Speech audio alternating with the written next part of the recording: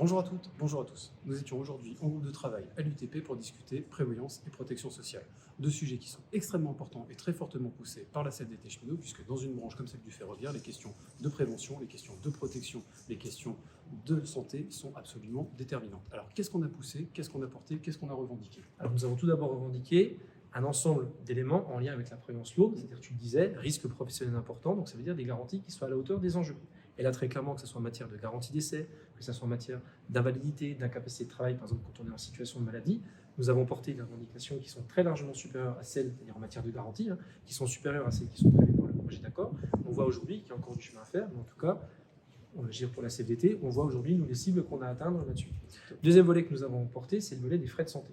Donc, le projet d'accord tel qu'il est aujourd'hui prévoit la mise en place de complémentaires santé obligatoires pour tous les salariés de la branche qui soient statutaires ou contractuels au 1er janvier 2026. Effectivement, ça peut nous satisfaire, mais pas totalement. Parce que nous, il y a une injustice qu'on combat depuis plusieurs années, c'est le fait que les statutaires ne soient pas éligibles aux complémentaires santé, ce qui est quand même pour nous un élément de justice sociale.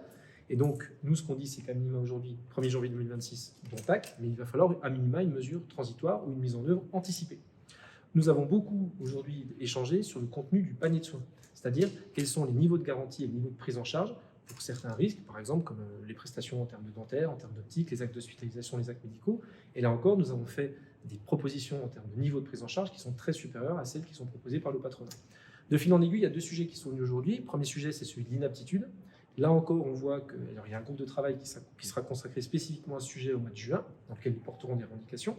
On voit qu'effectivement, nous, l'objectif, c'est d'avoir un dispositif de solidarité de branche très fort, c'est-à-dire qu'on puisse proposer un reclassement le plus large possible aux agents en situation d'inaptitude et des régimes pour les conducteurs et les gens qui relèvent de tâches essentielles qui leur garantissent un niveau de salaire plus important que ce qu'ils ont aujourd'hui et aussi une offre de reclassement, c'est-à-dire de pouvoir retrouver un poste.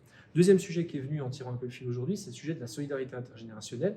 Et là, très clairement, pour la CFDT cheminot, il faut que nous réussissions à mettre une solidarité en place avec les retraités, notamment sur la question de la prise en charge des frais de santé, qui est un sujet quand même très important, notamment quand on va dans l'âge, forcément.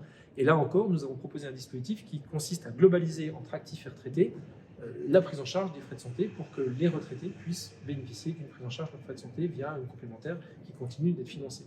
Voilà, grosso modo, les grandes revendications que nous avons portées aujourd'hui. Exactement.